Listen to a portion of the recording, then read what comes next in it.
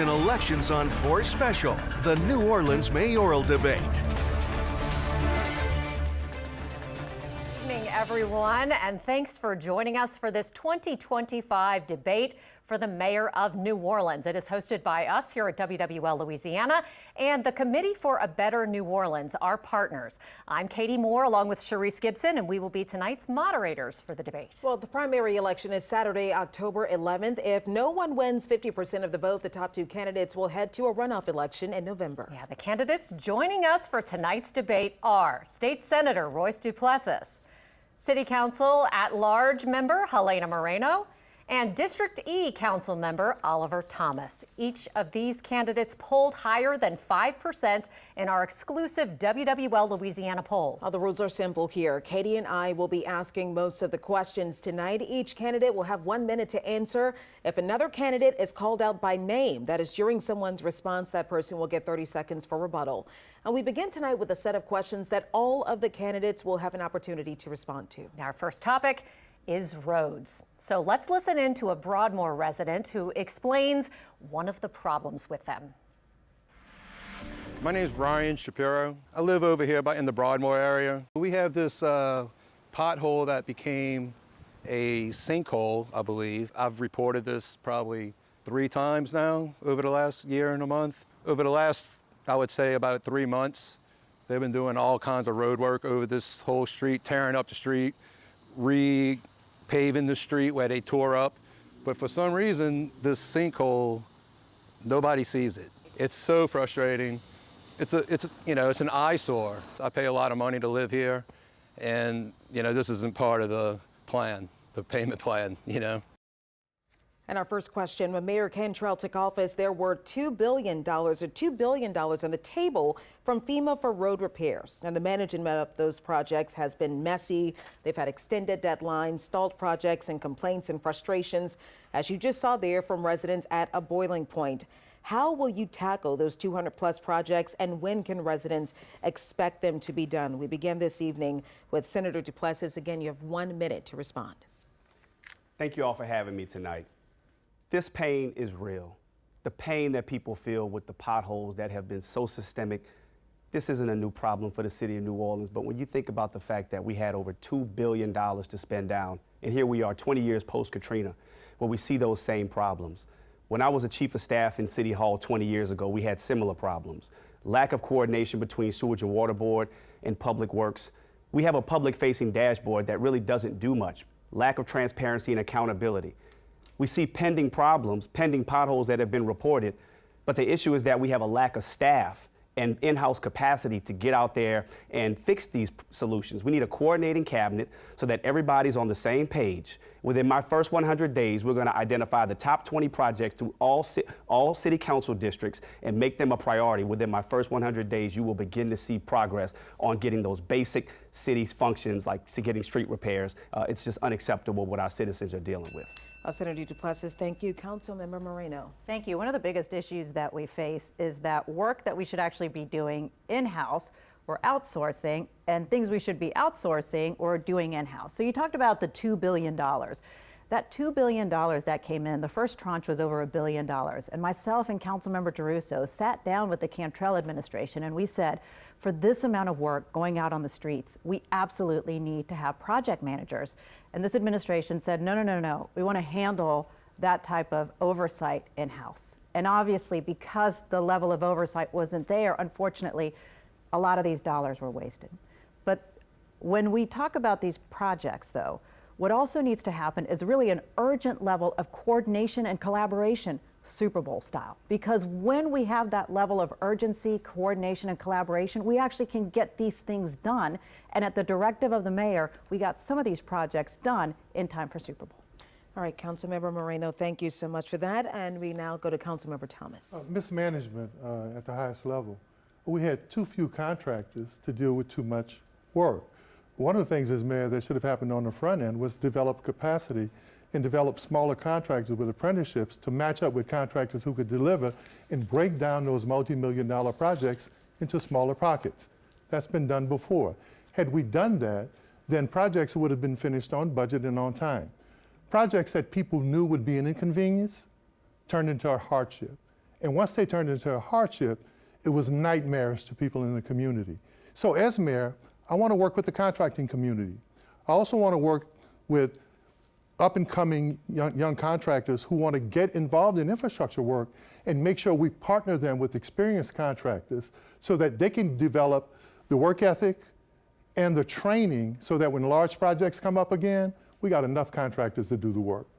All right, Councilmember Thomas, thank you so much for your questions. Now to our next question on drainage and flooding. Yeah, a mid-city business owner is laying out this problem for us, and he is no stranger to flooding. My name is Brian Knighton, and I am the owner of the Broad Theater, located at Broad in Orleans, and I was featured in your 2017 documentary called Down the Drain. Why? Because this location has flooded over the years. This building is 100 years old. While the city was preparing for the Super Bowl in February of '24, we landed a site visit with the Players Association to host one of their big parties, which would have been a big win financially for us. On the day that they were scheduled to come was the last day that, I believe, one of the last times we ever flooded. So I was standing in the street. They were scheduled to come at 3 p.m. I was standing in the middle of the street popping storm drains to try to get the water down. And a black SUV pulls up, and it's the NFL Players Association. And they saw the site with the flood and didn't bother even getting out of their car, which they couldn't have because I was standing in about knee-deep water at that point. That says it all. Our down the drain investigation uncovered maintenance failures and mismanagement within the Sewerage and Water Board that, among other things, left the city sinking billions into outdated infrastructure. Significant change has been made as a result of that investigation, yet it still doesn't take a hurricane to flood the streets of New Orleans. Summer thunderstorms can easily overwhelm the city's drainage system. So how will you ensure that the city's most critical drainage projects are prioritized and completed while investing in that critical maintenance that is so badly needed? And we are beginning this question with you, Councilmember Moreno. Sure, this question is really twofold. One is some of the major projects as to how we transform New Orleans into a city where we're really living with water. And so we have received federal funds that have come in for different types of resiliency type of projects, different retention pools and ponds and things like that. But unfortunately, some of that money has been mismanaged. But what you're talking about specifically has to do with the Sewage and Water Board. And there still need to be significant efficiencies and a complete revamp of the Sewage and Water Board, particularly when it just comes to the basics of cleaning catch basins. There are 72,000 catch basins and lines that the standard is that they're supposed to be cleaned every 5 years. Right now, we've been notified by the Sewage and Water Board that potentially they're short money to clean all of those catch basins every 5 years. But the question is, what if you only clean the catch basins which are dirty? Because I can tell you that just right there alone, we will save millions of dollars. So that's an inefficiency right there, that why are we cleaning catch basins that are clean? All right. And next, Councilmember Thomas, you have a minute. First of all, I'm thankful that I was part of the new effort to at least consolidate that part of what Public Works used to be with the Sewage and Water Board. I was fortunate enough to be one of the contributors to the Down the Drain series because of my institutional knowledge. We have to find out what is the condition of those 72 or 73,000 drains. Which ones have to be restored, replaced, or repaired? What is the condition of the 37-inch drains that drain into the outflow system? We found out during that series that in many cases, even if the drains were free, many of the canals and large pipes that flow into the outflow system was backed up. So how often do we check to see that there's not overall general maintenance, but clear the cars, get the shopping carts out of it? So that's something that as mayor, I'm going to expect the Sewage and Water Board to have annual inspections of all the drain lines, make sure the drain lines are clear, because guess what, guys?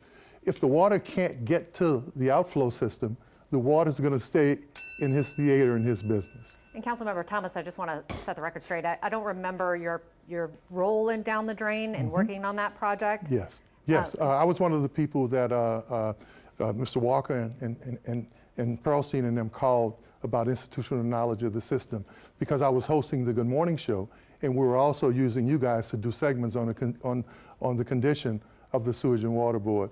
So the connection with people like Rudy August and many of the top level people who worked in general maintenance They got that information from me. Okay, but the original documentary, you were not a part of that. I wasn't a part of it, but I was a part of giving the station information into who were the key people and how the system worked. You can fact check that with your general manager. Okay, will do. Thank you so much. Just clearing the record there. So, Senator Duplessis, what are your thoughts on drainage?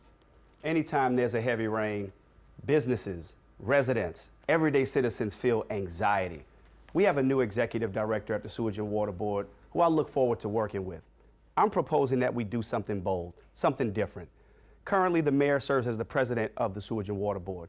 I'm willing to give up political power, remove the mayor from the Sewage and Water Board so we can focus on performance outcomes and performance benchmarks at Sewage and Water Board. Remove the politics. Let's just get the job done for the people. What we've also realized is that most solutions, the good solutions, are community-led. That's why we're going to work with organizations like Healthy Community Services with Angela Chalk and other organizations like WaterWise and Treme Consortium and Cheryl Austin, all the leaders who've led the investments for bioswales and rain gardens and gutters and so many other investments in our community to deal with the issue of rain and climate change in the city of New Orleans. We have to work with community. All right, thank you so much for your answers. We want to move on to a topic that is affecting all of us here, crime in New Orleans. According to the NOPD, overall violent crime, it is down 20% year over year. Now, while the progress is encouraging, public safety is still top of mind for many residents. And the Pentagon confirmed over the weekend that the Trump administration has drafted a plan to deploy 1,000 Louisiana National Guard troops to New Orleans and Baton Rouge. Two questions here. As mayor, would you support the deployment of those troops? And what is your plan to make sure the downward crime trend continues? We begin this time with Councilmember Thomas. 1 minute. First of all, every life is precious, so anything you can do to make sure that people are not losing lives and losing their property, we have to consider. But I would much rather the president and the governor give us the money that it costs every day, the $1 million plus that they're spending in Washington, D.C., so that we can invest in early child education, universal child care for children, to make sure that every child reads at grade level. After school programs, I'm the only council member with an after school program, tutoring, mentoring. Let's do outreach. We know that 69% of violent juvenile offenders are functionally illiterate. Let's begin to invest in young women and single women who earn 49 cents on the dollar here in Louisiana. Let's make sure that the disparity gap is closed economically. We'll continue to be on this roller coaster for crime if we don't deal with the root causes. Cherie, some of the stuff that you tracked and follow the line. Now, if we understood that series and its importance, how do we make sustainable change? We make sustainable change by dealing with the root causes that affect crime. Then we'll have sustainable effort in crime reduction. All right, Councilmember Thomas, thank you again. Senator Duplessis, the question as mayor, would you support the deployment of the National Guard troops, and what is your plan to make sure the downward crime trend continues? 1 minute. So first, we have to be honest about what's really going on here. Crime is down at historic lows in some areas. So why is New Orleans being singled out as a place we want to have National Guard troops walking around patrolling our neighborhoods? Doesn't make sense. We don't need that. We know what's working. We know how to police our cities. New Orleans is a home rule charter city. We are a city of self-determination. We will work with the state. We will work with the president to receive the resources to invest in young people, to invest in job training, job opportunities, to invest in the New Orleans Police Department to make sure that they're properly resourced, so that we can do what we know how to do, which is continue the path of getting the crime down. And I want to thank all of the organizations that have been doing the on-the-ground work to bring our crime to a historic low. But we cannot stop there. New Orleans should be a leader, a global leader for intervention and prevention. I'm a product of NORD. I know what that means when we have a well-functioning recreation department and what that does to offset crime. All right, Senator Duplessis, thank you so much. Councilmember Moreno, the same question to you. 1 minute. Thank you. Well, first, let me start by saying that, of course, public safety is a top priority of mine. But when it comes to bringing in federal resources, really, our police chief, along with local leadership, should be consulted as to what the city of New Orleans actually needs. And what the NOPD needs is they need assistance on getting some of our most violent criminals off our streets. They need assistance getting illegal firearms off our streets. And that is not the role of the National Guard. The National Guard actually doesn't help toward crime reduction. The National Guard can assist us when we have a major emergency like a hurricane, or even when we have a major event in town, to assist us with crowd control and things like that. But they actually don't help toward crime reduction. And when it comes to the prevention piece, that is where we do need heavy investment from the federal government. Unfortunately, we've seen cuts there when it comes to workforce opportunities. We've seen cuts when it comes to mental health assistance and substance abuse assistance. I would ask for the federal government to reconsider and actually amp up those grants, because that's what we really need. All right, Councilmember Moreno, thank you. Moving on now to technology. The National League of Cities recently published a report on the use of facial recognition technology and said cities had a duty to explore it and other emerging technologies, especially in law enforcement. Now, here in New Orleans, a private citizen actually controls most of our facial recognition technology. So should the NOPD use it? And if so, what guardrails should be put in place so that civil rights are not being violated and that people are not being wrongfully accused of crimes? We begin this round with Senator Duplessis. You have 1 minute. Right now, it's becoming harder and harder to recruit men and women who want to serve in the New Orleans Police Department. But that's not unique to New Orleans, that's across the country. We should embrace technology. We know that more crime cameras have helped New Orleans Police Department with investigations, it's helped close cases, and it's helped with deterring crime, quite honestly. But when it comes to live facial recognition, it's something that I am inclined to explore, but at this time I cannot support. It is too much of a test, and the impact that we know studies will disproportionately have an impact on people of color. So I have concerns regarding constitutional violations. At this time, I'm concerned about its use. I'm glad that the ordinance was parked at the City Council, but I will work with Chief Kirkpatrick, I will work with the law enforcement community, and I will work with all stakeholders to figure out how we can best utilize crime to keep our communities safe, but not at the expense of people's constitutional rights. Councilmember Moreno. Thank you. So currently what the NOPD is allowed to use is facial recognition if they have, let's say, a photo or a video of someone, and then they can put that into a database to see if that face is recognized. What we are talking about now is live facial recognition, which is really the scanning of our city, the constant surveilling of our city to look for certain people. And when this was first brought before the City Council, I can tell you that myself, my staff, looked very closely at this and started to see what other cities were even doing this. And there were no other cities where there were any ordinances that put in the guidelines as to how to even utilize this technology. And so as we tried to figure out the different safeguards, it became increasingly harder and harder to figure out the safeguards. So certainly at this point, I can't support the live facial recognition. But I do know that Chief Kirkpatrick is calling on additional experts. Okay. Councilmember Thomas. Well, first of all, I was proud to be part of the first effort when Chief Ferguson was on his way out to work with the NOLA Coalition to talk about how we combine technology and a package to incentivize our police department. Councilmember Green and I had introduced an ordinance based on what the chief and other law enforcement people asked us. We did our due diligence. We had panel discussions about it. We talked to the ACLU, Vote, Eye on Surveillance, and other concerned people. And then once the federal government and the state got involved, that threatened our ability to have our own home rule charter or to use it the way we saw fit and threaten constitutional rights, we thought the best thing to do was withdraw it until we could find a way that it wouldn't intrude on people's constitutional rights and that it wouldn't be used to target, especially black and brown people in communities like I grew up in. So until we can find a way to do it where it's fair, where it doesn't target certain communities, that effort is not only tabled, it won't even be considered. All right, thank you so much for your answers. We move on now to another question, this one on population loss in our city. According to data by the U.S. Census Bureau, the New Orleans area has experienced a steady decline in population since 2020, with the latest data showing a nearly 4% decline in population just last year. So as mayor, what specific policies will you implement to not only stop this decline, but to grow New Orleans' population again? We begin this time with Councilmember Moreno. Thank you. Well, people are leaving the city of New Orleans because they feel like it is just too difficult to live here. I actually had someone tell me at one of my meet and greets that the city of New Orleans has a way of ruining your day before your day even starts. Because as she gets on the road, it's a construction project. And then as she gets on another road, the traffic lights don't work. And that's why within my first 100 days of office, my main focus is to get our city services right and to get them back, making sure that our street lights stay on, that our traffic lights stay on, that we get a real street maintenance program.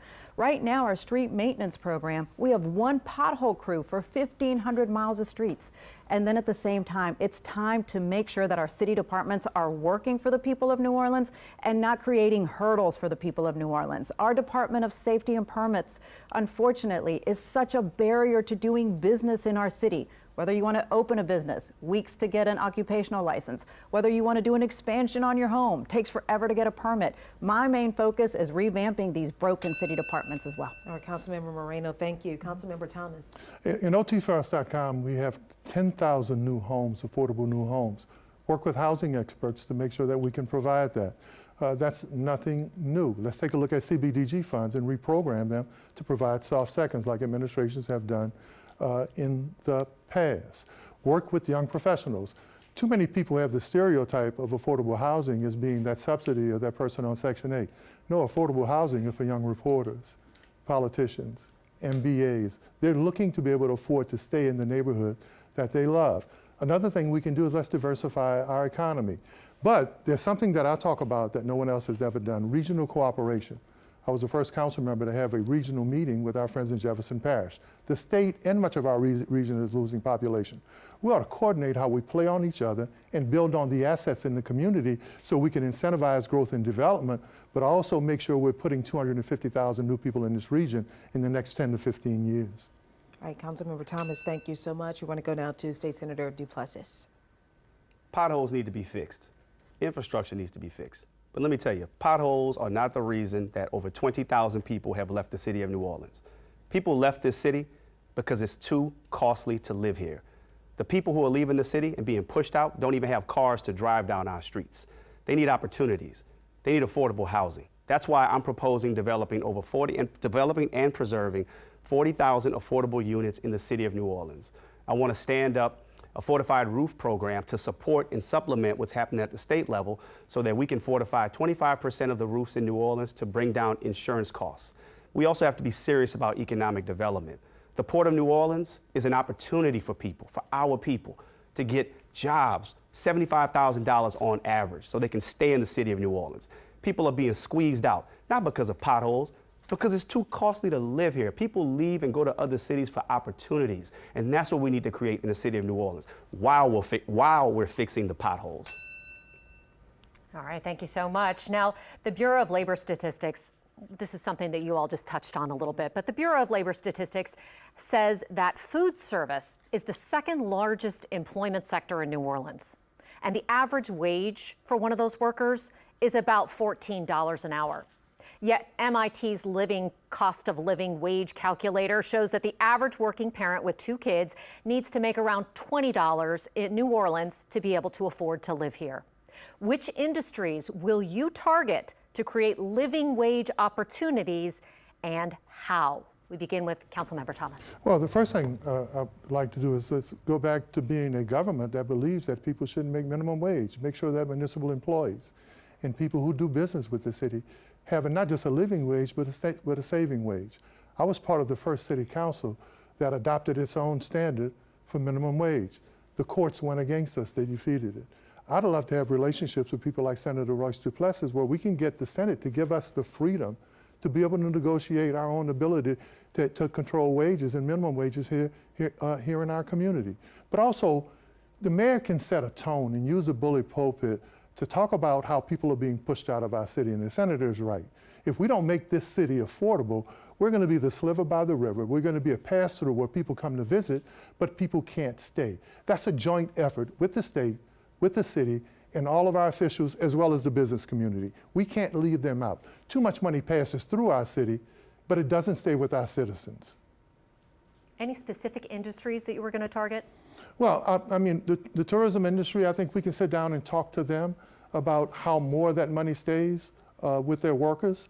To me, as we diversify our economy, we can expand working with the port, working with the Biomedical Research Center.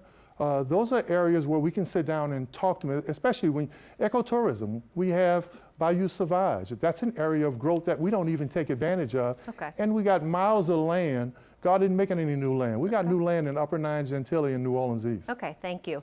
Now we move on to State Senator Duplessis. Which industries would you target to create living wage opportunities here? Sure. First, when I first got to the legislature, one of the very first pieces of legislation I filed was to give the city of New Orleans the ability to set its own minimum wage. Unfortunately, it wasn't successful, but we have to continue to push for that so that we can do what we need to do in the city. When I was in the 10th grade, my basketball coach pulled me aside when I had dreams of being like my older brother in basketball. At the end of the year, he said, Royce, good season, but have you ever thought about speech and debate? What I learned from that was that we should play up our strengths. We're a maritime city, so we need to focus on growing the port. $75,000 on average. Our people can benefit from that, particularly in New Orleans East. So I will focus on the expansion project for the container terminals. I will also focus on redeveloping Charity Hospital, investing in healthcare, biotech, bioengineering. We have to play up our strengths. And by doing that, we can attract more investment. But we also attract more investment by focusing on keeping our city clean, keeping our city safe, and keeping our city efficient and operating, getting permits out the door. All right, Councilmember Moreno, you have 1 minute. If you look at how other cities were able to really diversify and grow their economies, they did a couple of things. One, they really focused in on assisting their small businesses. And two, they also really focused in on entrepreneurs, people with new ideas, and creating that pathway for them to find capital so that these ideas would go from just something in their head to ultimately down the road a multi-million-dollar company now in a city. And so my plan is to grow our Department of Economic Development. Whether you're looking at just the Economic Development Department, which has 1.5 employees, or including the Office of Community and Economic Development, which has another 5, bottom line, that is not enough to really focus in on our underserved areas like New Orleans East. Okay, Jeff Swartz said they have 7 people. Right.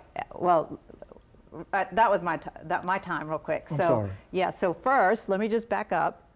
Whether you have 2 people in economic development and then you add the Office of Community and Economic Development, which is another 5, so that's 7 people, that is still certainly not enough to be able to handle all of the economic opportunity that is necessary in this area. So I would build a team to make sure we're focusing in on our underserved areas, focus in on building up our entrepreneurs, focus in on helping our small businesses. Because the city of Austin, they have 58 employees and a $32 million budget, and we have 2 to 7 employees working in our economic development office. All right, thank you so much for those responses. Now, we want to move on to a little change, just change things up a little bit. And in this segment, you each are going to have a chance to ask each other a question. You get to decide who you want to ask that question to, and you will have 1 minute to answer the question if you are selected as a question recipient. So we want to begin now with you, Councilmember Thomas. Who would you like to ask a question to? Councilmember Moreno, you know I'm from New Orleans, true and true, and I spend a lot of time from one end of this community to the other. The people in this community, they have asked me to ask you a question. They see the paid actors on social media, they see the massive campaign, they see the massive amounts of money that you've raised. But what they've also seen is that you morph or change into different people depending on who you're talking to, which group, this group or that group. So what they wanted me to ask you is that, can they trust that you won't change on us? Mm-hmm. Well, I'll say this. What's been so great about our campaign is, one, that everywhere I go, it is the same message time and time again, and that is about elevating our entire city and getting basic services right for our city. Because it doesn't matter whether you're in Lakeview, whether you're in the Cutoff, whether you're in New Orleans East, whether you're in Holly Grove, everyone wants the city to function and the city to work. It doesn't matter what neighborhood you're in. If you're trying to do some kind of renovation to your house, or whether you're starting a business, you're going to safety and permits. And if safety and permits doesn't work, it impacts you. So bottom line, my message is always clear in every neighborhood, which is why I have built such a broad and diverse coalition from all across the city in all different neighborhoods to support my campaign, because ultimately that is what the people of New Orleans want. A better city, and they know because of my track record, I will stop at nothing to get the job done for them. All right, Senator Duplessis, who would you like to ask a question of? I'd like to ask a question to Councilmember Moreno as well. Councilmember Moreno, a few weeks ago, I received an email. I received an email from one of your top donors and supporters, a very powerful businessman in this city. That person used to be a supporter of mine until he realized that I could not be controlled. He sent me an email, but he sent me an email by accident. And I knew it was by accident because he asked me afterwards if I would delete the email. Let me tell you what was in that email. I think you know what was in it. In that email, he falsely claimed that someone from my team referred to you and people on your team as white devils. Now, I was offended by that because not only is it not true, because nobody on my team thinks like that, and we don't use that kind of language, white devils. It was used in an email to try to gin up white rage and divide our city by using racially charged terms that were false, that were not true, as a way to make money and raise money for you. Why have you not denounced that? So first, let me start. That email, of course, was not to me. It was to you. That's what I and said. It was from someone who was a very long time supporter of yours. And I agree, that term should absolutely be denounced, no doubt about it. But it is now in the court's hands as to whether or not someone on your campaign called me by that absolutely, horrible type of term that I would hope that you would admonish if it is realized, and if there are witnesses, and if there are affidavits that end up coming forward that someone in your campaign did call me by that terrible term. And ultimately, I'll just say this, there's been a lot of distractions coming from your campaign and a lot of untruths. You've called me everything from incompetent and corrupt without any type of fact. And so this again is yet another type of distraction where you'd rather come and attack me than actually talk about the issue. No, ma'am. So you're saying it's not true. You have no evidence to suggest that there's any truth to anybody on my team referring to you in that way.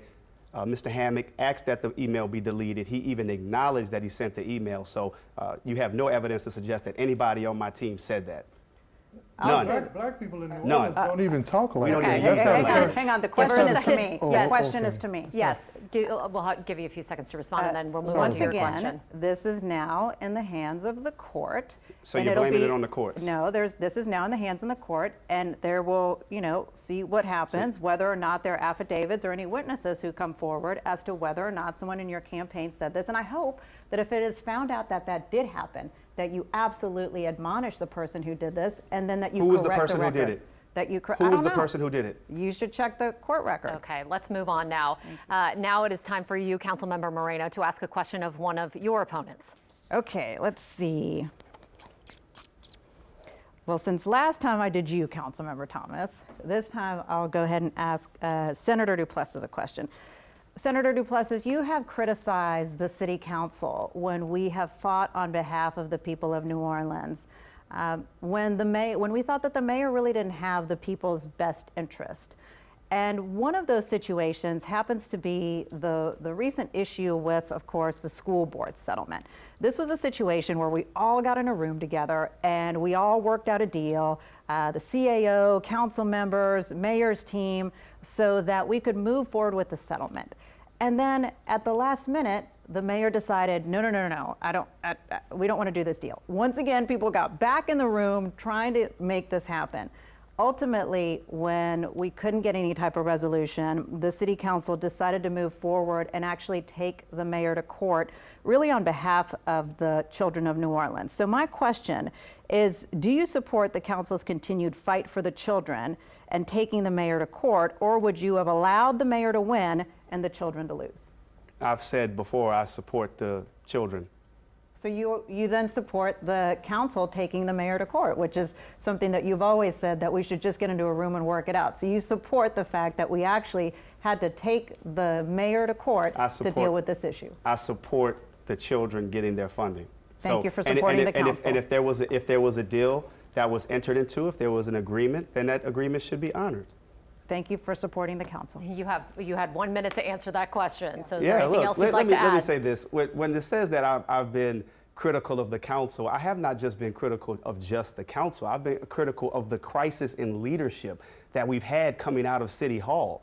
Yes, the mayor and the council have not been able to get in the room. So I'm glad they were able to. I mean, she's citing one issue, but this issue ended up in court. How many issues have ended up in court? We had a sanitation contract to go all the way up to the Louisiana Supreme Court. So, I mean, you actually made my point that you all have only been able to work issues out by going to court. After we got into a room with everyone, because I don't want to lose on behalf of the people. The people of New Orleans got me elected into office so that I would fight for them and protect our city. All right, yes, you can also rebut that because it was addressed to the council as well. Yeah, I think, I offered an open letter. I think you guys covered it. It was in the Tribune, the Times-Picayune. When I first got on the council, I saw it would be highly competitive. I knew that there were people who would be looking for political titles and advancing their political careers. So my letter asked Council President to lead a retreat, similar to where other council members had done, similar to the one that I did when I was council president, where Edgar Chase and Glenn Yancey got the administration and the council in the room together. I knew it would be important to establish some decorum and establish collaboration. All right, thank you so much to all of you for those great questions and for your answers. But we want to go back now to our section where Sharice and I ask you some more questions that we developed with the members of the community. Yeah, and our next topic is centered on the culture bearers of the Crescent City. Many of them, they are struggling. Here's Askaya Bennett with one of our city's social aid and pleasure clubs. My name is Askaya Bennett of the Old and New Style Fellas, and I'm a culture bearer in many ways. New Orleans doesn't thrive the way it thrives without the culture of second line clubs and black masked Indians. Everyone reap off the benefits of us. The price is outrageous. We pay for an event that the city will capitalize off, and we have to pay a steep price for it.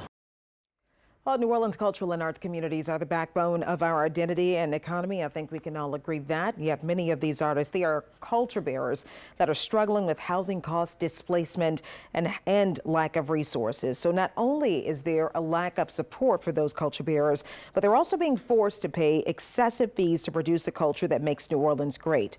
So as mayor, what is your plan to both protect and provide for those communities? We begin with Senator Duplessis. You have 1 minute. First, when we talk about the culture, we need to understand how we define the culture. I'm true New Orleans.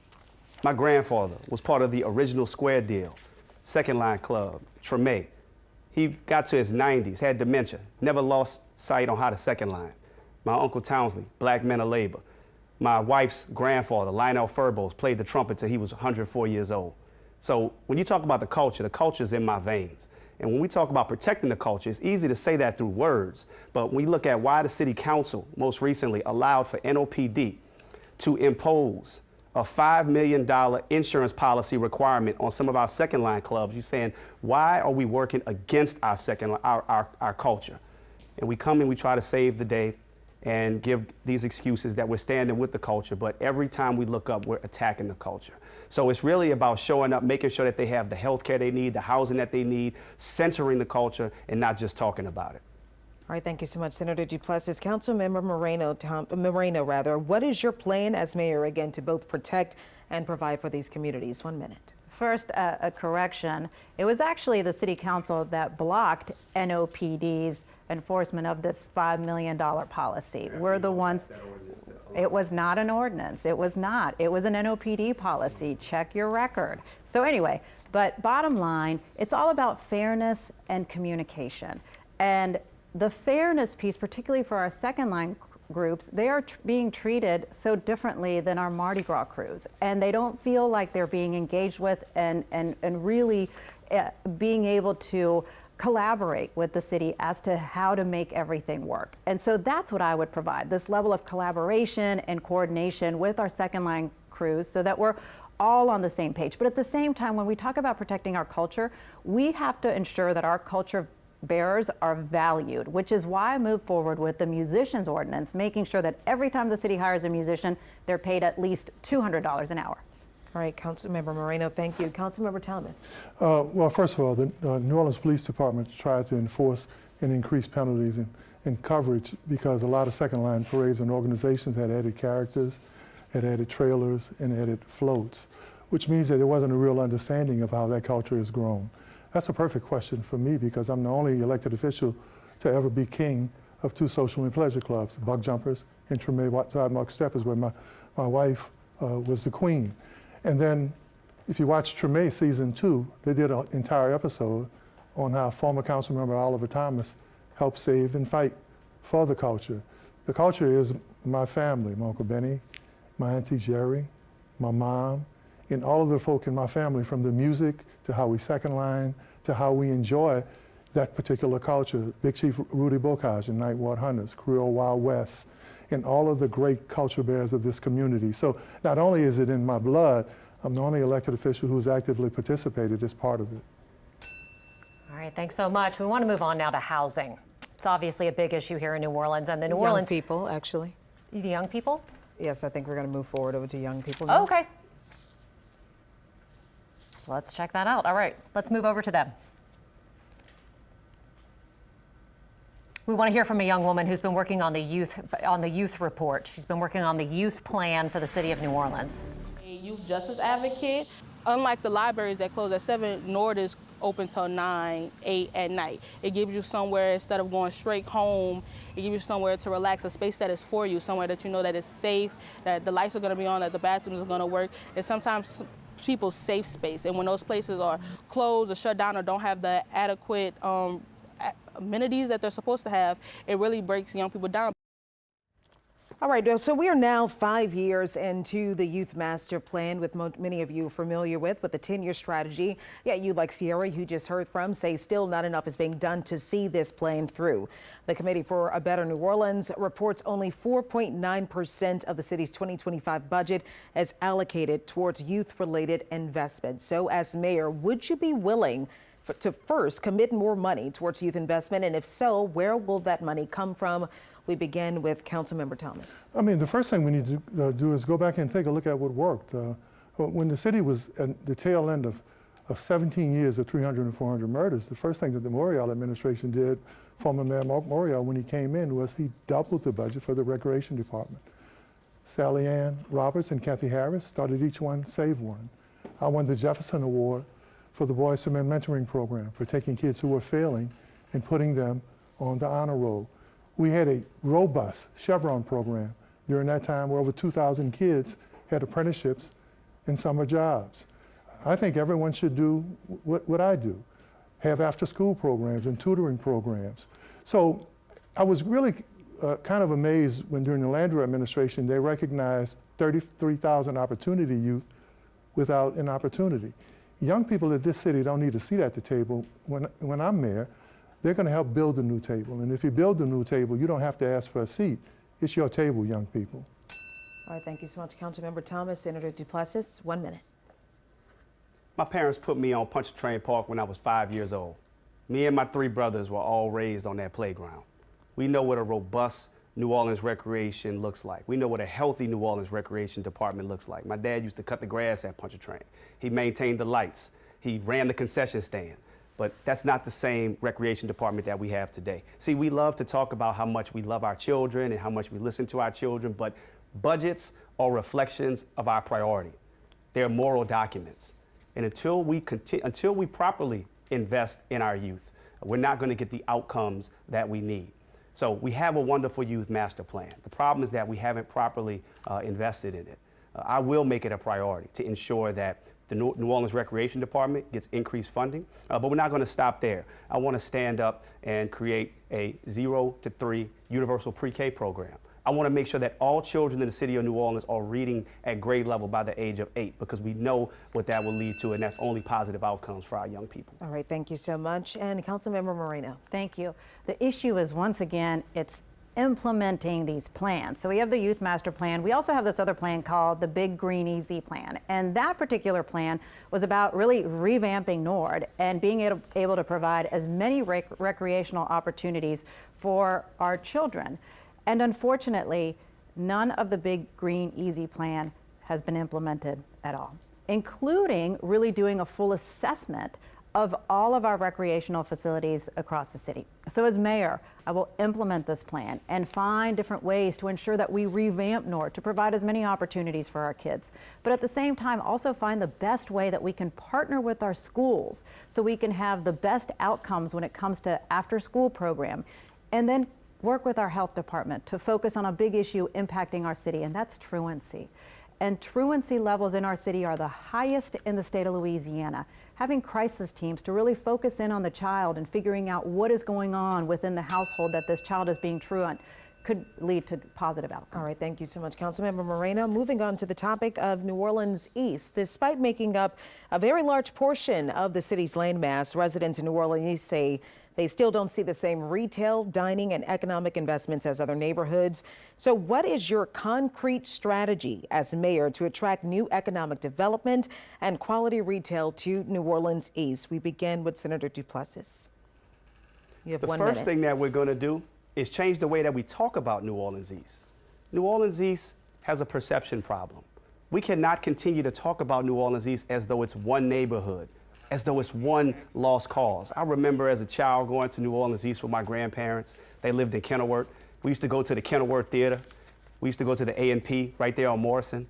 We all remember going to the Plaza. That's when I first saw my wife. I was in the 7th grade. But we may not get that New Orleans East back, but we can get a better New Orleans East. It starts with how we talk about New Orleans East. New Orleans East is not just one neighborhood.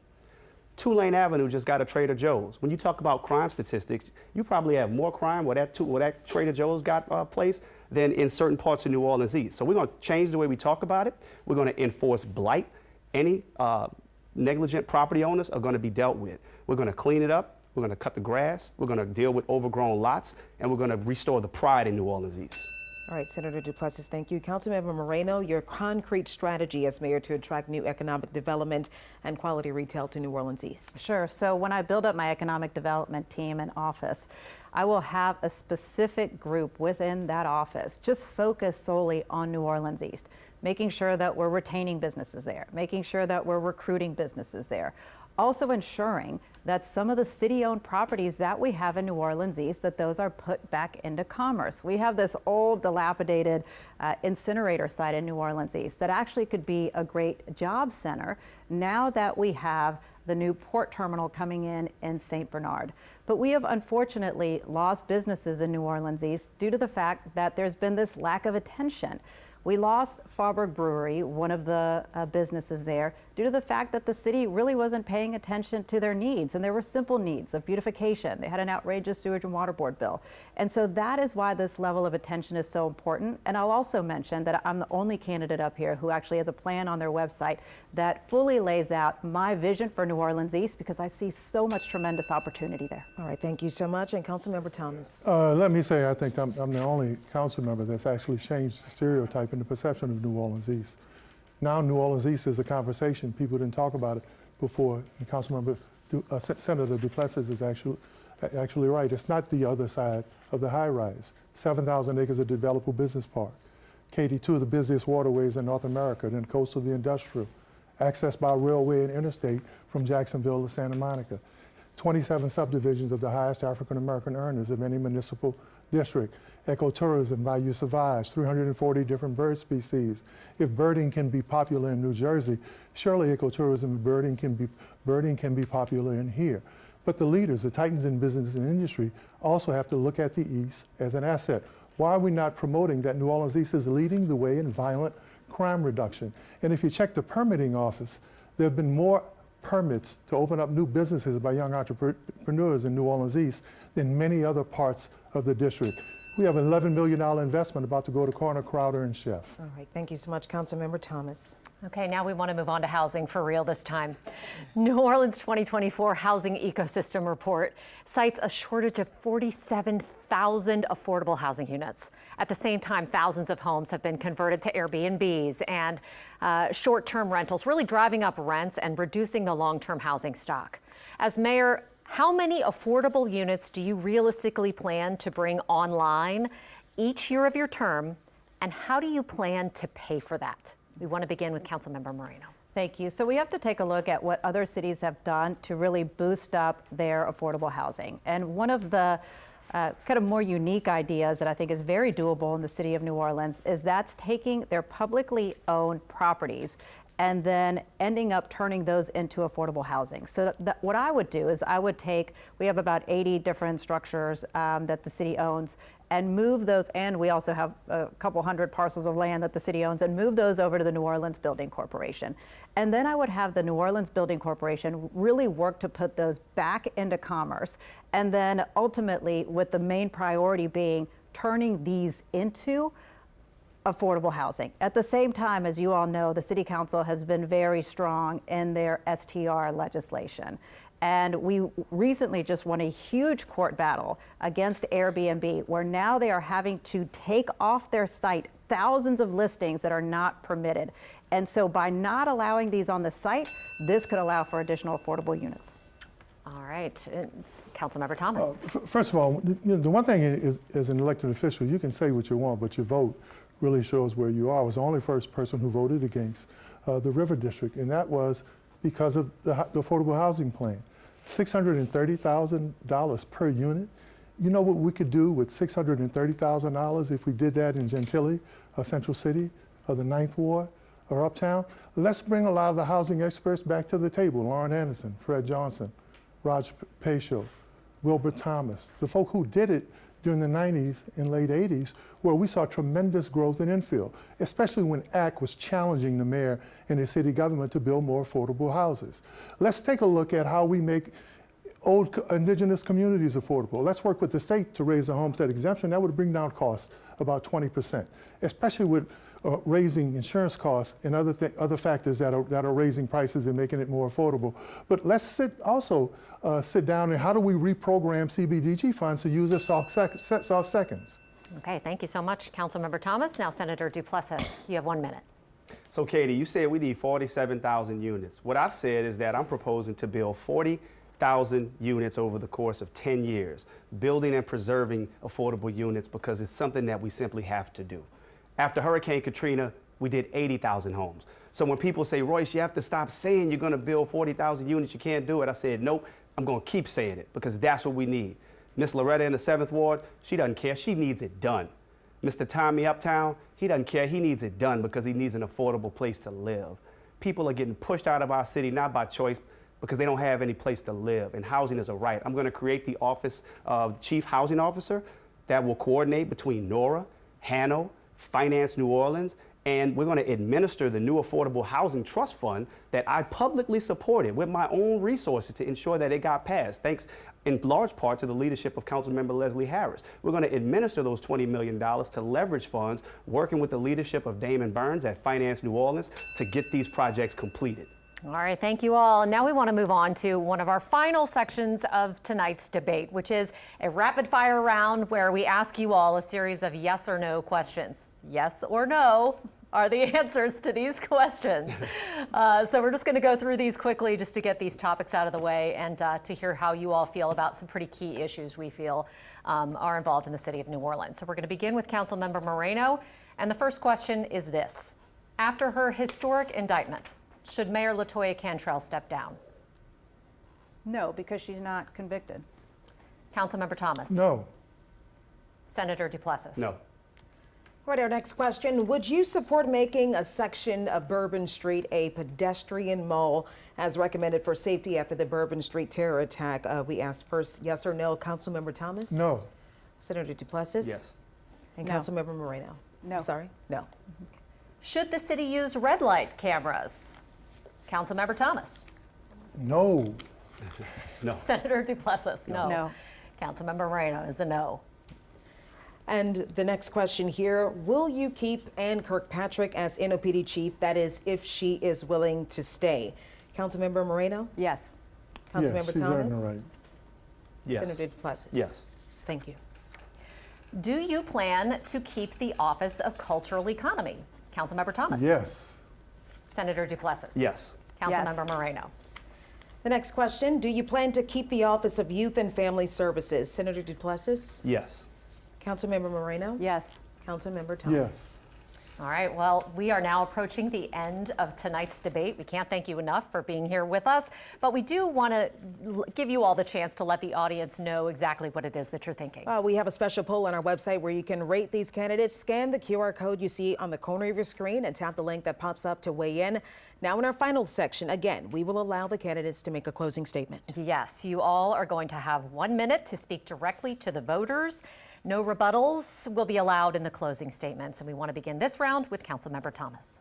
First of all, I want to thank WWL for this opportunity. I also want to thank my colleagues, man. To put yourself out for public service isn't an easy thing to do. I want to be your mayor, and it's not an easy job. Understanding how governance works, public policy, how the system works, that can be a difficult thing. But as I walk in my divine purpose, every morning I get up, I think about your family. I think about my family.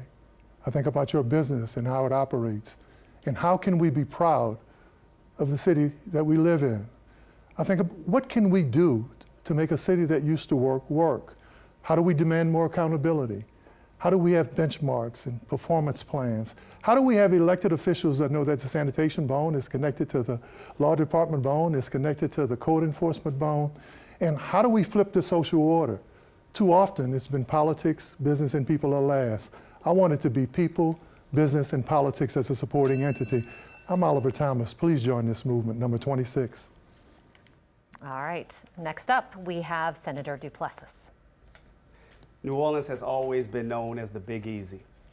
But the fact is that living in New Orleans these days isn't that easy. We've lost over 20,000 people over the past 4 years.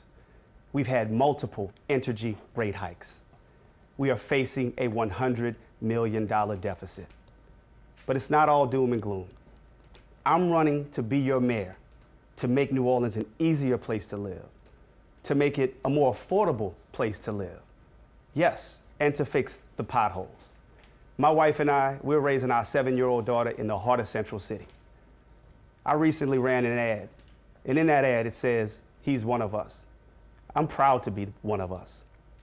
I'm proud to be of this city, from this city, born and raised, true and through. I'm thankful for my parents raising me and my 3 brothers. My mother's birthday is today. Happy birthday, Mom. For instilling in us the values that we're instilling to try to make our city better. New Orleans, we have a choice. We can turn the page on the chaos and dysfunction and get this city back on track where we know it belongs. Thank you. Councilmember Moreno. Well, thank you. First, thank you to WWL TV for having tonight's forum. You know, when I was thinking about running for mayor, it did take me some time to make the decision because I take the decision to run for mayor so seriously. To be mayor of the city of New Orleans, you are responsible for the people of the city. And it is a sacrifice because to be a good mayor, you have to be a 24/7 mayor. You really can't ever take a day off. And thank God that I have the full support of my family in this journey because I would not be able to be standing before you if I didn't, because they too will be sacrificing when I am your 24/7 mayor. And I get it that there have been times that I've had to really get out there and fight for the people of the city. But let me be very clear. I will continue fighting for the people of the city, and I will continue ensuring that I protect the city of New Orleans. So I hope that on October 11th, you hire me to be your next mayor. Thank you. All right, thank you all for your responses and for sharing your stance on the issues that are important to New Orleanians here. We want to thank the candidates for joining us for tonight's debate, as well as our coverage partners at the Committee for Better New Orleans. And most importantly, we want to thank you to the audience, the voters of New Orleans. We hope you're going to stay with us because our campaign coverage continues live right now on our streaming app, WWL Plus, with WWL political analyst Clancy Dubose offering analysis, plus some post-debate interviews with the candidates. That's all coming up live on WWL Plus. And if you're not already watching, there will give you a moment to switch on over. And if you haven't tried WWL Plus, all you need to do is download the app on your smart TV, and you can watch anytime for free.